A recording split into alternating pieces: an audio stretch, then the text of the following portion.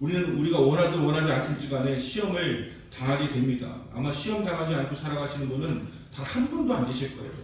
아무리 겉으로 볼 때 거룩해 보여도, 아무리 평안해 보여도 그 안에는 분명히 내면의 어떤 아픔과 상처와 시련이 분명히 그에게는 존재할 것입니다. 왜냐하면 사람이라고 하는 존재는 그렇게 태어났으니까요. 이 땅은 에덴 동산에 쫓겨난 이후에 죄와 관영하고 끊임없는 트러블과 또 갈등과 또 많은 시련과 시험이 있을 수밖에 없는 세상이라고 하는 것을 우리 예수님께서도 이미 말씀을 하셨고 우리가 알고 있는 그런 이야기가 아니겠습니까? 그런데 사도 바울은 고린도서 10장 13절에서 이렇게 말합니다. 사람이 감당할 시험 밖에는 너희에게 당한 것이 없나니라고 말씀하십니다. 감당할 시험 밖에는 당한 것이 없다라고 하는 것입니다. 여러분, 우리 감당할 수 있습니다. 이겨낼 수 있습니다. 그러므로 여러분, 낙심하지 말고 또 시험 당했다고 해서 죽어야 되겠다, 병을 끊어야 되겠다, 그런 마음을 갖지 않아도 주님께서 분명히 말씀하십니다. 감당할 시험 밖에는 너에게 당한 것이 없나니. 감당할 수 있다고 하는 거예요. 그리고 그렇지 않습니까? 어느 순간에 감당 못할 시험이 찾아온 적이 있었잖아요. 근데 지금 그 어디가 있습니까? 사라졌잖아요. 혹은 잊혀졌잖아요. 감당해냈든지 아니면 잊혀졌든지 사라졌든지 간에 정말 죽을 것 같은 그런 상황이 있었지만 우리는 그 상황을 지금 벗어나 있지 않습니까? 감당 못할 시험은 없다라고 하는 것입니다. 그러므로 너무 큰 좌절 가운데 빠지지 말고 주님과 함께라면 얼마든지 이겨낼 수 있다고 하는 믿음을 가지는 여러분 되시기를 바랍니다. 야고보 선생은 우리가 시험 만났을 때 어떤 자세로 임해야 되는가에 대해서 오늘 세 가지로 말씀을 하고 있습니다. 첫 번째는 우리가 시험장에서 어떤 자세로 임해야 되는가? 2절 말씀이죠. 내 형제들아 너희가 여러 가지 시험 만나거든 온전히 기쁘게 여기라. 그럼 이게 시험 만났을 때 기뻐하기가 보통 어려운 것이 아니죠. 시험 당했을 때 어떻게 기뻐할 수 있겠습니까? 그런데 야고보 선생은 분명히 이야기합니다. 너희가 시험 만나거든 기쁘게 여기라.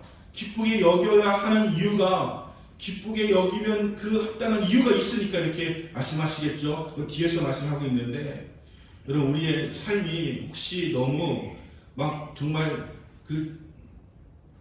천국같이 왔다 갔다 하시는 분이 계실지 모르겠어요. 너무 업됐다가 너무 다운됐다가 왔다 갔다 하면서 이렇게 인생 살아가고 있다가 한다면 우리에게는 필요한 것이 있죠. 관리죠.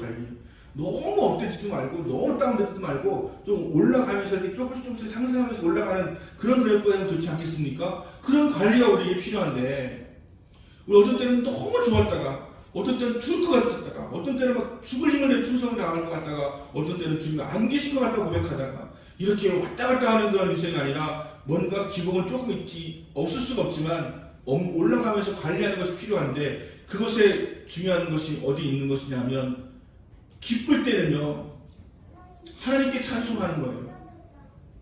또 시험 만났을 때는 기뻐하는 거예요. 이 두 가지만 기억하면 여러분 됩니다. 좋은 일이 생겼을 때 내가 잘한 것처럼 그렇게 나뉘어 서떨지 말고 하나님께서 행하셨다라고 여기면서 하나님을 찬송하는 거예요. 그래서 너무 업된 걸 조금 낮춰가지고 이렇게 가고요. 너무 다운된 거 있잖아요. 시험 만나고 시련당하고 너무 절망스럽고 이런 상황 속에서는 우리가 기쁘게 여기고, 기쁘게 여긴다고 하는 것은 우리가 뭐 겉으로 볼 때 사람들 앞에서 막 활짝 웃으면서 나 시험 만났다 자랑할 수 있습니까? 그런 것이 아니라 마음속에 이왕 당하는 시험이라면 내가 기꺼이 감당하겠다. 이왕 당하는 시련이라면 내가 기꺼이 감당하겠다. 즐겁게 감당하겠다. 그런 마음 가지고 주님 의지하고 살아가면 우리가 많이 다운되는 것을 올려낼 수가 있을 것입니다. 그래서 좀 너무 기복이 심하지 않게 좀 하나님께 찬송드리고 하나님을 의지하고 살아갈 수 있다고 한다면 우리의 삶은 조금 더 무던해지지 않을까. 막 업다운이 심해가지고서 막 굴욕이 너무 심해가지고 막 나도 내가 누군지 모르겠다고 하면서 하나님 계신 것이 안 계신지 모르겠다고 하면서 이렇게 살 인생이 아니라 정말 우리에게 주시는 하나님 비결인데 시험 만나면 기쁘게 여기라 말씀하고 있는 것입니다. 불평하고 원망하는 것이 아니라 기쁘게 여겨야 그 시험을 이겨낼 수가 있다라고 하는 것입니다. 여러분, 시험을 이긴다라고 하는 것은 이겨서 기뻐하는 것은 믿음이 아니에요. 내가 기뻐하기 때문에 이기는 것입니다. 우리는 대부분 시험을 이긴다기보다는 넘어가는 경우가 많아요. 회피하거나 사라지고 하는 경우가 있습니다. 하지만 그 시험을 기뻐하거나 그 시험을 기꺼이 감당하기 원하게 되어준다면 우리는 그것을 이기게 될 것입니다. 이기는 것과 피하는 것은 다른 것입니다. 우리는 시험을 이길 수가 있다라고 하는 것입니다. 욥과 욥의 아내를 비교해보면 알 수가 있습니다. 욥에게 엄청난 시험이 찾아왔습니다. 사탄이 하나님의 허락을 받고서 먼저 물질적인 시험을 하였습니다. 욥은 동방의 의인이라고 불리기도 했지만 동방의 최고의 부자이기도 했습니다. 그런데 그것이 순식간에 다 날아가 버리는 그런 엄청난 시험을 당했습니다. 얼마나 고통스러웠겠습니까? 그 많던 가축이 다 약탈을 당해버렸습니다. 욥의 사랑하는 10자녀가 사고로 다 죽었습니다. 그래도 불구하고 욥은 하나님을 향하여 불평하거나 원망하지 않았습니다. 그런 욥기서 1장 21절 이렇게 말씀합니다. 이르되 내가 모태에서 적신으로 나왔은즉 또한 적신이 그리로 돌아갈지라 주신 자도 여호와시요 취한 자도 여호와시니 여호와 이름이 찬송을 받을지어다. 이렇게 고백을 하는 것입니다. 나는 맨몸으로 왔고 내가 맨몸으로 가도 좋다. 하나님께서 주신 것이고 하나님께 취하신다고 한다면 하나님이 주권자이기 때문에 나는 그것을 인정하고 받겠다라고 하는 그런 마음으로 고백을 하고 있는 것입니다. 사단은 물질로 욥을 넘어뜨리지 못했습니다. 그는 또다시 하나님의 허락을 받은 그 사단에 의해서 시험했는데 그것은 건강의 질병의 시험이었습니다. 발바닥부터 정수리까지 성한 데가 없을 만큼 힘들고 고통스러운 그런 삶을 욥이 살았습니다. 오죽하면 너무 괴로워서 제 가운데 앉아가지고 기왓장 벽돌로 그냥 자기의 몸을 긁어대는 그런 모습이었습니다. 그 모습을 보고서 욥의 아내가 이야기합니다. 당신이 그래도 자기의 순전을 굳게 믿느냐? 하나님을 욕하고 죽어라. 이렇게 이야기합니다. 여러분 가장 힘든 것 중에 하나 그런 거 아닙니까? 내가 육신의 고난을 당하고 있는 거, 물질의 어려움을 당하고 있는 거 감당할 만한데 가장 말하지 만한 사람이 옆에서 욕하고 저주하고 책망할 때 가장 그 마음이 힘든 것 아니겠습니까? 욥은 그런 건강의 질병의 시련을 당했음에도 불구하고 하나님 원망하지 않았다라고 하는 것입니다. 하지만 욥의 아내는 물질적인 시험을 감당했는지 모르겠어요. 하지만 그 다음에 시험을 감당해내지 못하고 떠나가 버리고 말았다라고 하는 것입니다. 그 욥은 이렇게 이야기했습니다. 그가 이르되 그대의 말이 어리석은 여자 중 하나의 말 같도다. 우리가 하나님께 복을 받았은즉 재앙도 받지 아니하겠느냐라고 이야기합니다. 그러면서 이 모든 일에 욥은 입술로 범죄하지를 않았습니다. 물질의 시험, 질병의 시험 다 이겨냈습니다. 아내는 한 단계는 감당을 했지만 그 단계에서 감당하지 못하는 것이 있었습니다. 그래서 욥은 이렇게 고백합니다. 23가 가는 길은 오직 그가 아시나니 그 날 단련하신 후에는 내가 정금같이 나오리라. 여러분 단련받는다고 하는 것이 무엇입니까? 용광로에 철이 들어가서 시뻘겋게 달아진 다음에 다시 나와서 차가운 물에 들어가서 취하고 식어가면서 엄청난 그런 온도차를 겪고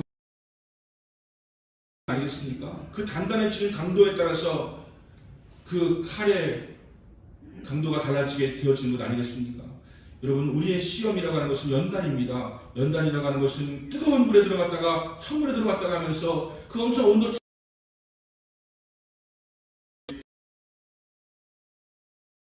아무것도 아닌 사람이 있어요. 연단을 받았기 때문이에요. 하지만 어떤 사람은 연단이 없기 때문입니다. 하나님은 우리에게 아무런 시험을 주시지 않는다고 말씀하신 적이 없습니다. 어떤 시험 하든지 간에 우리는 이겨낼 수 있다고 약속하셨죠. 주님과 함께라면 우리는 그런 시험을 이겨낼 수가 있습니다. 그리고 우리에게 필요한 것은 연단입니다. 주님은 이 땅 가운데 살아가는 우리에게 정말 병아리같이 살아가길 원하시는 것이 아니라 독수리같이 사자같이 살기를 원하시기 때문에 연단을 허락하시는 것입니다. 이 땅은 하나님의 통치가 임하는 곳이기도 하지만 마귀가 권세 가지고 있는 나라이기 때문에 우리가 살아가는 세상은 끊임없이 우리에게 갈등과 시험과 시련을 주는 곳이기 때문에 주님께서는 우리가 독수리같이 살게 하기 위해서 연단의 과정을 주시는 것입니다. 이 땅에서 하나님의 사랑의 복을 누리며 살아갈 수 있기를 위해서 연단을 허락하신다고 하는 것입니다. 그리고 때때로 하나님께서는 우리에게 소중한 것을 주시기 위해서 보시기에 하찮은 것은 가져가시는 경우가 있어요. 우리는 무언가 하나를 붙잡으면 놓지를 못합니다. 꽉 붙잡고 있어요. 그 사실 이게 별거 아니거든요. 예전에 100원짜리 하나 주면 그냥 꽉 잡습니다. 내놔 해도 안 내놓습니다. 이거 하고서 뭘 사먹을 수 있으니까요. 그래서 500원짜리 주면서 얘야 이거 내놔라, 그거 내놔라, 그럼 이거 줄게 라고 이야기해도 그냥 100원이 최고였던 때에는 그냥 100원 안 놓습니다. 그럼 500원짜리 가질 수가 없는 것 아니겠습니까? 여러분, 우리가 100원을 놓아야 500원을 잡을 수 있는 거잖아요. 하나님께서는 우리에게 소중한 것을 주시기 위해서 작은 사소한 것들을 가져가기를 원하십니다. 그래야 우리가 더 귀한 것을 잡을 수가 있으니까. 하나님을 우리가 보시기에 어떤 것도 하나님께서는 보시기에 정말 우리가 생각하는 것처럼 그렇게 귀하다고 여기지 않을 수가 있습니다. 우리는 너무 귀해가지고 못 놓는데 주님은 그게 귀한 게 아니야 라고 여기면서 하나님께서 중요하고 소중한 것을, 귀한 것을 우리에게 허락하여 주시는 것입니다. 우리가 세상적인 것에 마음을 두고 그것을 움켜잡고 살아가고 있을 때 주님께서 그것을 놓게 하세요. 때로는 아프고, 때로는 힘들고, 때로는 절망되고, 때로는 낙심하면서 놓게 만드실 때가 있으세요. 그런데 그것을 놓고 났을 때 도리어 하나님께서 더 귀한 것을 우리에게 안겨주실 수가 있다고 하는 것입니다. 하나님은 모든 것을 다 가질 수 있지만 우리는 기껏해야 한두 개 붙잡을 수밖에 없는 유한한 인간이기 때문에 이런 붙잡고 있는 거 놓지 않으면 새로운 것을 잡을 수가 없는 거예요.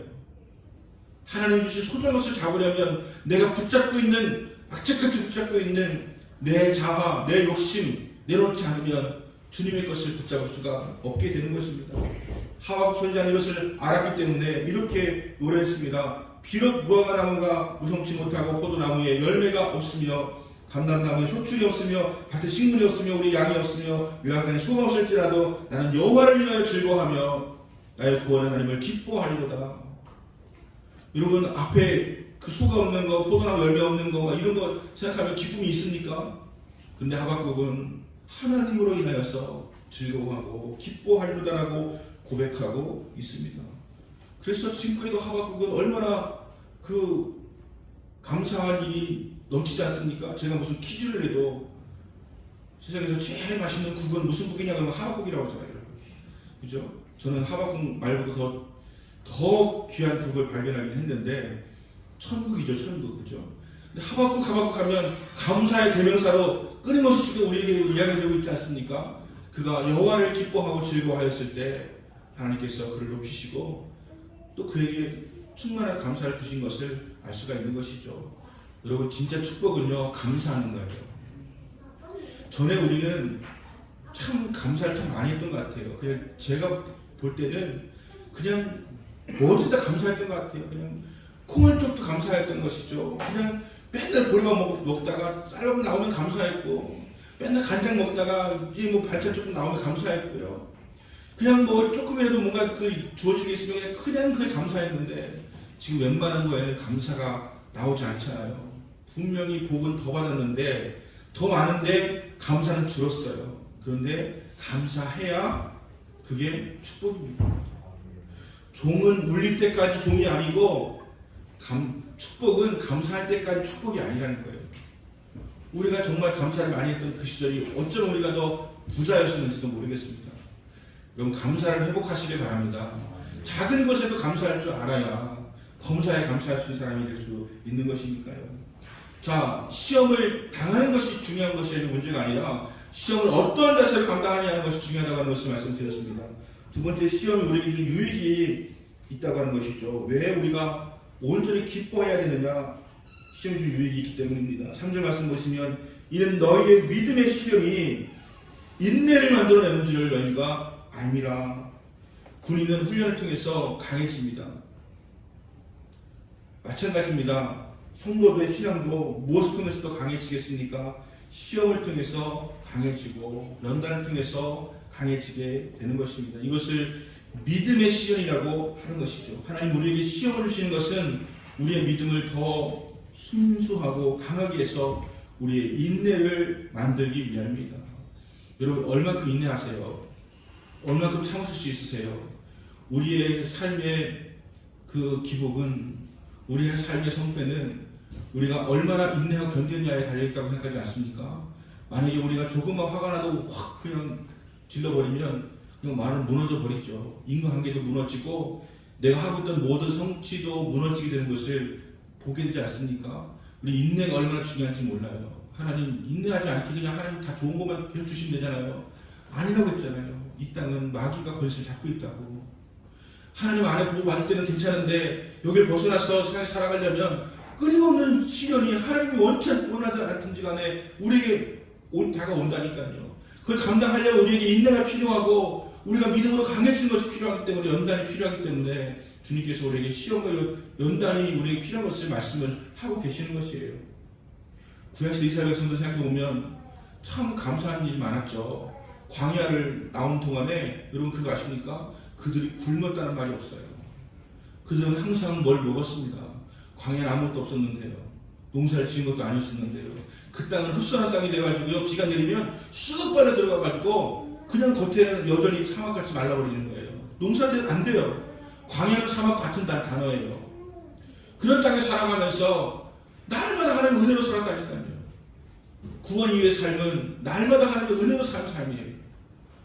날마다 하나님께 공급받으며 살아가는 삶이 우리의 구원받는 삶이라고 하는 것을 기억해야 됩니다. 애굽 땅에서 종살이할 때는 차라리 씹고 거두가면서 그냥 먹고 살았죠. 하지만 종이었습니다. 하지만 우리는 자유자가 되었는데 자유자가 된 인생에는 무엇이 있느냐? 우리가 씹고 거두어서 살아가는 것이 아니라 하나님의 은혜로 날마다 공급받아 먹고 사는 삶이 되어진다고 하는 것을 우리에게 말씀하여 주고 있는 것입니다. 40년 동안 하나님께서 이스라엘 백성에게 많은 은혜를 주셨어요. 홍해를 갈랐잖아요. 또 바위들을 쳤더니 물이 나왔잖아요. 만나와 외철은 항상 있었잖아요. 그런데 이들이 그때는 그냥 환호성을 치면서 좋아하다가 조금만 시험이 닥쳐오고 조금 목이 마르고 조금만 시험이 닥쳐오면 또 하나님을 원망하고 막 돌 집어 들어가지고 막 모세에게 던지려고 막 이렇게 하는 그런 그 냄비 근성을 갖고 있었단 말이죠. 냄비 근성하면 우리나라도 못지 않습니다. 우리나라도 뭐 좋으면 그렇게 한없이 좋았다가 뭐 또 힘들면 또 그렇게 또 낙심해갔다가, 그래서 우리나라의 그 별명, 우리나라의 또 세계의 공용어 중에 하나가 빨리빨리 아닙니까? 우리는 뭘 하면 빨리빨리예요. 기도하면 빨리빨리 응답해 줄까? 지금요. 우리는 다 지금 해야 되지. 응답해 주문도 지금 해야 돼. 그래서 우리나라 성공한 것 중에 한 가지가 패스트푸드점은 아마 우리나라만큼 이렇게 성공한 나라가 별로 없을걸요. 일본 같은데 이렇게 드라이브인으로 우리는 매장 가서 기다려서 패스트푸드로 빨리빨리 받는 것도 그 굉장히 빠른 것이었는데 이제 그것도 느리다고 차로 가서 그냥 바로 받아서 나와야 되는 그 정도로 해서 이게 세계에서 아마 거의 제일 발달됐을 거예요. 우리는 그렇게 빨리빨리 해야 돼요. 그런 나라예요. 근데 문제는 은혜를 받아도 빨리빨리 감사하기도 하는데 또 빨리빨리 잊어버리고 또 뭔가 어려움이 생기면 또 금방 또 막 그 불꽃도 일어나가지고서 막 원망하고 불평하고 막 이렇게 하고 있는 우리의 모습이 있는 것을 바라보게 되어질 때 빨리빨리는 하나님이 이 초스피드 시대에 주신 하나님의 은사이면서 동시에 또 우리의 핸디캡이 되기도 하는 것이에요.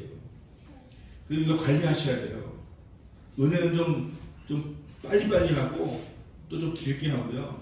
또 원망할 거 생기면 좀 천천히 하고 좀 짧게 하시고 이렇게 하면서 관리를 해야 될 것입니다. 그것이 우리 신앙인의 모습인데 또 막 은혜 받고 막 금방 털어내고 막 이렇게 하지 않고 시험을 만나거든 기쁘게 여기면서 또 아니 시험이 또 과연 우리에게 어떤 유익이 있는가 하는 것을 여기면서 유익은 단단해지는 거죠. 그 운동 하시는 분들 그걸 정말 입에 단내가 나도록 훈련하고 나서 막 마지막 훈련 마치고 나서 막 전부 다 체육관에 막 뻗잖아요. 그냥 뻗잖아요. 너무 힘들어가지고 그죠? 도현이 그렇지. 오늘 생일이라서 내가 한번 언급해 주는 거예요. 우리 도현이가 오늘 생일인데 내일 생일 오늘 생일 맞죠? 얼마나 힘든 운동을 하고 합니까? 근데 뭐가 유익해요? 근육이 단단해지고 스피드가 빨라지고 상대방 제압할 수 있는 힘이 생겨나게 되어지고 또 메달을 딸 수 있는 그런 기회가 주어지게 되는 것 아니겠습니까? 운동 안 하는 사람 보세요. 절대 우리는 그렇게 잘 해낼 수가 없습니다. 운동 안 하면 아무것도 할 수가 없는 거예요. 힘들지 않으면, 고통스럽지 않으면 근육에 어떠한 변화가 생겨나지가 않게 되는 것 아니겠습니까? 하나님은 우리에게 인내라고 하는 유익을 주시기 위해서 시험 주신다 하는 것을 기억하셔야 됩니다. 세 번째로 시험에 궁극적인 목적이 있는데 왜 시험 허락하십니까? 4절 보니까 인내를 이루라. 이는 너희로 온전하고 구비하여 조금도 부족함이 없게 하려 함이라. 온전하다고 하는 것은 시간적 개념이고 구비하다고 하는 것은 공간적 개념인데, 시간적으로나 공간적으로나 꽉 차서 조금도 부족함이 없는 그러한 풍성한 삶을 누리게 하시려고 하나님께서 우리에게 시험을 주신다라고 하는 것입니다. 아브라함을 한번 생각해보면 하나님께서 아브라함에게 명하십니다. 아브라함아, 너는 본토 친척 아버지 집을 떠나라. 이렇게 말씀하세요. 왜 아브라함에게 그렇게 말씀하시는 게 있습니까? 이거만큼 어려운 게 어디 있습니까? 얼마나 어려운지 아세요? 제가 여기 처음 태어나가지고 지금까지 청주를 못 떠나고 있어요. 지금. 이게 내가 있는 고향을 떠난다고 하는 것이 쉬운 게 아니에요. 그래서 어쩔 때는 어쩔 수 없이 떠나게 만드시는 경우가 있죠. 그런데 별일 없으면 참 떠나기 어려운 것이 본토 친척 아기 집입니다. 그런데 아브라함에게 밑도 끝도 없이 떠나라고 말씀하세요. 왜 그러셨을까요? 하나님은 아브라함을 통해서 가나안이라고 하는 그 축복의 땅을 그 후손에게 주기를 원하셨기 때문에 떠나라고 말씀을 하신 거예요. 또 아브라함아, 내 아들 이삭을 번제로 드리라 말씀하셨어요. 어떻게 아들을, 그것도 백세의 난 아들을 어떻게 가질 수가 있겠습니까? 하나님은 아브라함의 아들을 받기 위해서가 아니라 아브라함의 믿음을 통해서, 그가 믿음의 그런 하나님의 계획이 있었다라고 하는 것입니다. 또 하나님은 여러분이 그냥 보통으로 살아가는 사람이 되기 원하는 것이 아니고 믿음의 사람이 되기 원하시고요, 인내의 사람이 되기 원하시고, 축복을 그냥 받고 빨리빨리 던져버리는 인생이 아니라 축복을 누리는 인생이 되기를 원하시는 것이에요. 축복을 누리려면 신뢰와 가축이 있어야 축복을 누릴 수가 있지, 그게 없으면요 왔다가 사라져버립니다. 그렇더라고요. 내 가지고 있는 실력이 없으면 왔다가도 사라져버려요. 내가 준비되어 있으면, 내 성품이 훈련되어 있으면, 내가 인내할 줄 아는 사람이라면 이게 왔다가 머물러서 오랫동안 숙성되어지고 진정 축복이 됩니다. 그리고 하나님의 사람들의 특징 보세요. 다윗이든 다니엘이든 모세든 누구든지 한번 보세요.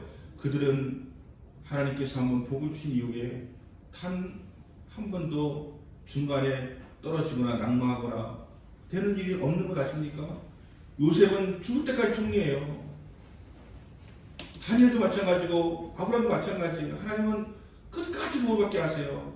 어떤 사람은 들어왔다가 나가는 사람인가 하면, 어떤 사람은 들어오면 나갈 줄 모르는 그런 복이 있는데, 그것의 비결 중에 한 가지가 바로 시험을 이기는 인내가 있기 때문에 그렇다고 하는 것입니다. 시험을 안 당했습니까? 아브라함이 시험 안 당했어요? 아브라함이 얼마나 많은 시험 당했습니까?